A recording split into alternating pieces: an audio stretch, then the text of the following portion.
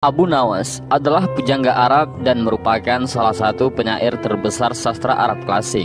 Penyair ulung sekaligus tokoh sufi ini mempunyai nama lengkap Abu Ali Al-Hasan bin Hani Al-Hakami dan hidup pada zaman Khalifah Harun Ar-Rasyid di Baghdad. Kecerdikan Abu Nawas memang sudah tak diragukan lagi. Bahkan ketika Raja Harun Ar-Rasyid menghadapi masalah, tak segan-segan Abu Nawas dipanggilnya untuk menyelesaikan masalah. Kali ini Abu Nawas mendapatkan tugas untuk menghitung kematian. Bagaimana cara Abu Nawas menghitungnya? Dan berikut kisahnya. Suatu hari di negeri 1001 malam Baghdad, digelarlah acara hajatan besar. Sang Raja Harun Ar-Rasyid pun berniat merayakan pesta ulang tahun kerajaan bersama-sama dengan seluruh rakyatnya. Pada hari yang telah ditunggu tiba. Rakyat Baghdad dikumpulkan di depan pendapa istana. Raja Harun Ar-Rasyid sang penguasa berdiri dan berkata, "Wahai rakyatku yang tercinta, hari ini kita mengadakan pesta ulang tahun kerajaan. Aku akan memberi hadiah kepada para fakir miskin. Aku juga akan memberikan pengampunan kepada para tahanan di penjara dengan mengurangi hukuman menjadi setengah dari sisa hukumannya," seru Baginda Raja kepada rakyatnya. Mendengar ucapan sang raja, tentu saja rakyat Baghdad bersukaria. Mereka segera berpesta bersama dan menyantap aneka makanan yang telah disediakan. Tak berapa lama kemudian, para pengawal istana membagi-bagikan hadiah kepada fakir miskin. Setelah dipastikan seluruh rakyatnya yang fakir miskin mendapatkan hadiah, raja pun memanggil para tahanan. Tahanan pertama yang mendapatkan kesempatan adalah bernama Sofyan. "Sofyan, berapa tahun hukumanmu?" tanya Baginda Raja. "2 tahun, Baginda," jawab Sofyan. "Sudah berapa tahun yang kamu jalani?" tanya Baginda lagi. "1 tahun, Baginda," jawab Sofyan. "Kalau begitu, sisa hukumanmu yang 1 tahun aku kurangi menjadi setengah tahun sehingga hukumanmu tinggal 6 bulan saja," tegas Baginda Raja. Selanjutnya dipanggillah Ali. "Berapa tahun hukumanmu, Ali?" tanya Baginda Raja. Dengan nada yang sedih, Ali menjawab, "Mohon ampun, Baginda, hamba dihukum seumur hidup," jawab Ali. Mendengar jawaban Ali tersebut, Baginda menjadi bingung harus menjawab apa untuk mengurangi hukuman Ali. Di tengah kebingungannya, raja yang terkenal kebijaksanaan ini teringat dengan Abu Nawas. Akhirnya dipanggillah Abu Nawas. Tak berapa lama kemudian, Abu Nawas yang turut serta dalam pesta ulang tahun kerajaan menghampiri sang raja yang sedang kebingungan itu. "Abu Nawas, aku ada masalah mengenai hadiah pengampunan bagi Ali. Dia dihukum seumur hidup, sedangkan aku berjanji akan memberikan pengampunan setengah dari sisa hukumannya. Padahal aku tidak tahu sampai umur berapa Ali akan hidup. Sekarang aku minta nasihatmu. Bagaimana caranya memberi pengampunan kepada Ali dari sisa hukumannya?" jelas sang raja. Mendengar penuturan rajanya, Abu Nawas pun ikut bingung. Dia berpikir, apa bisa mengurangi umur seseorang? Padahal dia sendiri tidak tahu sampai kapan umurnya. "Hamba minta waktu, Baginda," ujar Abu Nawas. Mendengar permintaan Abu Nawas, raja pun akhirnya memberikan kesempatan kepada Abu Nawas untuk berpikir. Raja hanya memberi waktu sehari semalam saja, tidak boleh lebih. Jadi besok pagi Abu Nawas harus memberikan jawabannya. Sesampainya di rumah, Abu Nawas pun berpikir keras untuk menemukan pemecahan masalah tersebut. Dia tidak bisa tidur karena selalu kepikiran akan hal itu. Namun selang beberapa waktu, tampaklah senyuman di bibir Abu Nawas. Pertanda solusi telah ditemukan. Abu Nawas pun malam itu segera masuk ke kamar untuk tidur dengan nyenyak. Pada pagi-pagi sekali, Abu Nawas telah bangun. Setelah mandi dan sarapan, dia pun pergi menghadap raja setelah berpamitan dengan istrinya. "Hamba sudah mendapatkan cara untuk memecahkan masalah Ali, wahai Baginda Raja. Begini, Baginda Raja. Sebaiknya si Ali ini berada di luar penjara dan bisa bebas selama 1 hari. Lalu pada esoknya dia dimasukkan lagi ke dalam penjara selama 1 hari pula. Lusa juga demikian. Sehari bebas, sehari di penjara. Begitu berlangsung terus selama umur si Ali itu," jelas Abu Nawas. Dan Baginda pun tersenyum. "Engkau memang pandai, wahai Abu Nawas. Kalau begitu, kamu juga akan kuberi hadiah, yaitu sekantung keping emas," ujar sang raja. Dan setelah itu, Abu Nawas pulang dengan wajah yang ceria.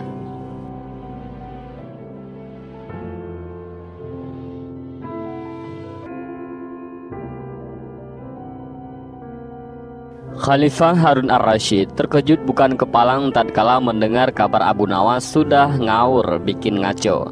Bagaimana tidak ngawur? Tokoh yang mulai banyak pengikutnya ini mengeluarkan fatwa sangat kontroversial. Dia bilang salat itu tidak perlu ada ruku' dan sujud. Baginda menganggap Abu Nawas sudah berlaku sombong terhadap Allah Subhanahu wa ta'ala. Sama persis dengan setan yang menolak sujud kepada Adam. Hukuman yang pantas bagi orang seperti itu tentulah hukuman mati. Kadangkala Baginda menyesali diri di saat dirinya sudah sangat akrab dengan Abu Nawas. Mengapa ia masih saja berlaku ngawur?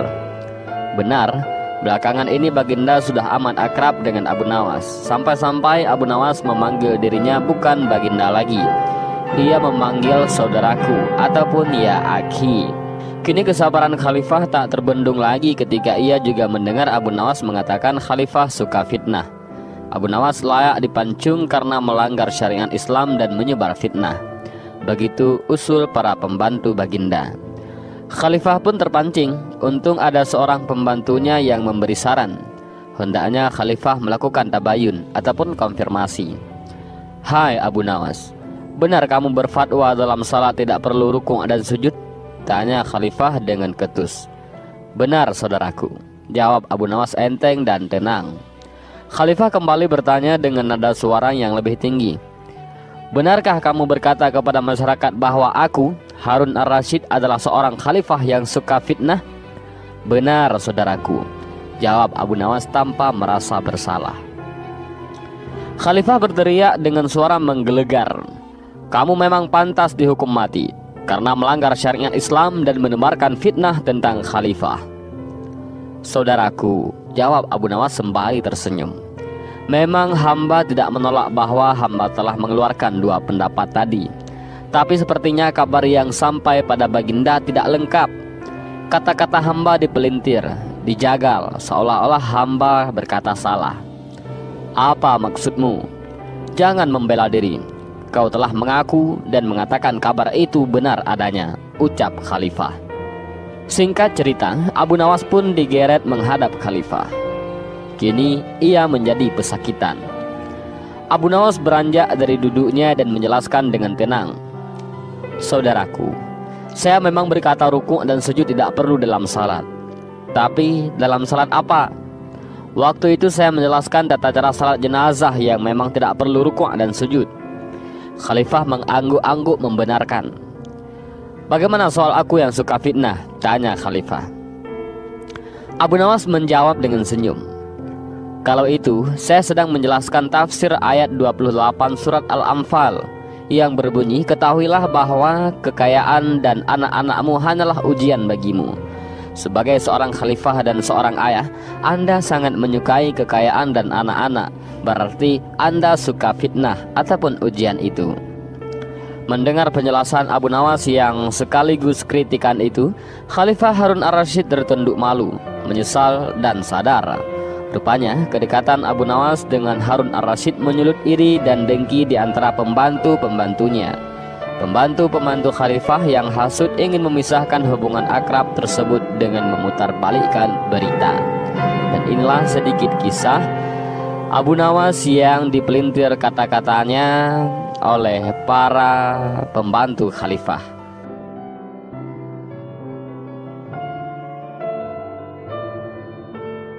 Kisah Abu Nawas kali ini tentang renungan.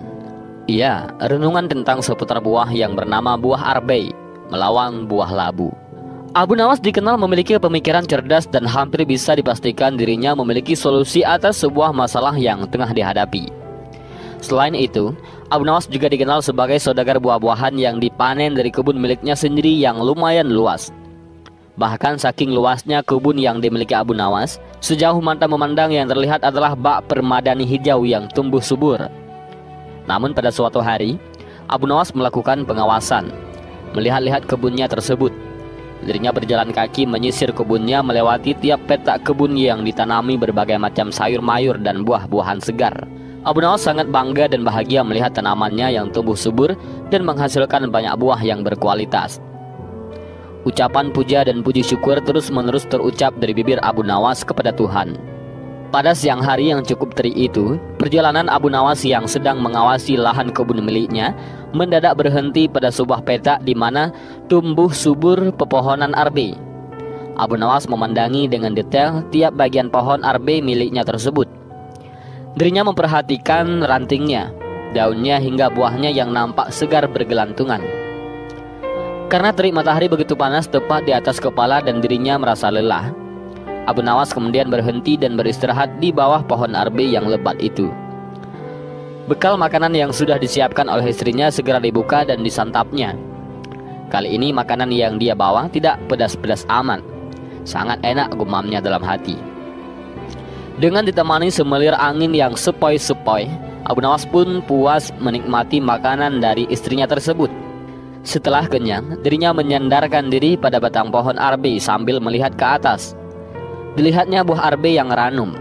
Sesaat itu pula dirinya memandangi buah labu yang ada di petak seberang. Betapa besar buahnya serta ranum. Bukan Abu Nawas kalau dirinya hanya memandang saja. Ya, seperti biasa, Abu Nawas mulai merenungi buah-buahan yang tumbuh segar dari kebun miliknya itu. Tiba-tiba saja terlintas sebuah pemikiran di benak Abu Nawas.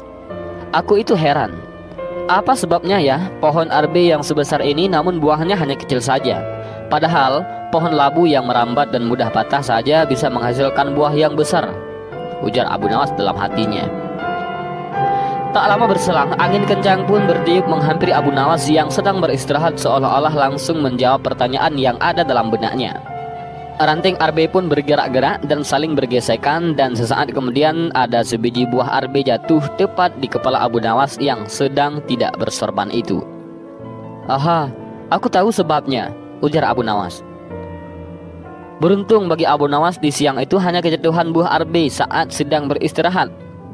Bagaimana jadinya jika saat itu dirinya kejatuhan buah labu? Allah Subhanahu wa Ta'ala menciptakan semua makhluknya yang ada di muka bumi ini dengan kekurangan dan kelebihan masing-masing, di mana semua itu berjalan sesuai dengan fungsinya, saling keterikatan dan saling membutuhkan. Dan inilah cerita Abu Nawas tentang buah arbe dan buah labu.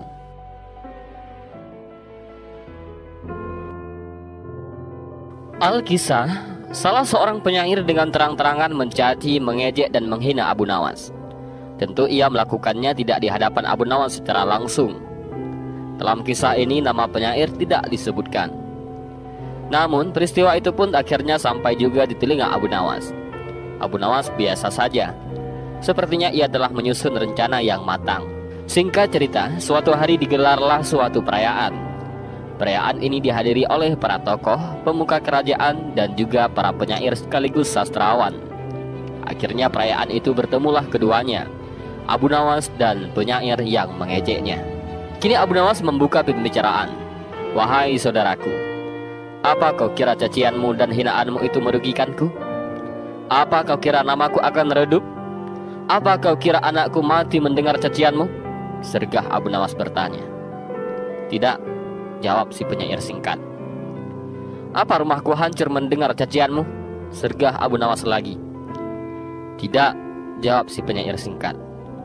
Kalau begitu, selagi kakiku masih menopang badanku, cacianmu tak dapat mengubah apapun dalam hidupku, sampai kapanpun, tegas Abu Nawas. Dan kini penyair itu mulai tersulut dengan perkataan Abu Nawas. Wah, sombong sekali kau Abu Nawas. Kau mau apa? Ucap si penyair itu yang kesal. Aku hanya mau melihat apa yang kau bisa lakukan di hadapanku setelah ini, ucap Abu Nawas dengan santainya. Orang-orang yang hadir dalam perayaan itu pun lantas tertawa mendengar pernyataan terakhir Abu Nawas. Si penyair itu pun mentalnya mulai sempoyongan, redup, lidahnya seperti tercekat. Tawa orang-orang pun membuat kekalahannya semakin telak di hadapan Abu Nawas. Jangan main-main dengan Abu Nawas. Tuhan saja dinego. Dan inilah cerita Abu Nawas yang lapang dada walaupun dihina dan dicaci sesama penyair. Dari cerita ini kita bisa mengambil beberapa pelajaran yang sangat penting. Berapapun ataupun siapapun yang menghina kita, dia tidak bisa menyakiti kita. Perkataannya memang menyakitkan, tapi sangat tidak merugikan kita. Mudah-mudahan kita bisa mengambil pelajaran dari cerita ini.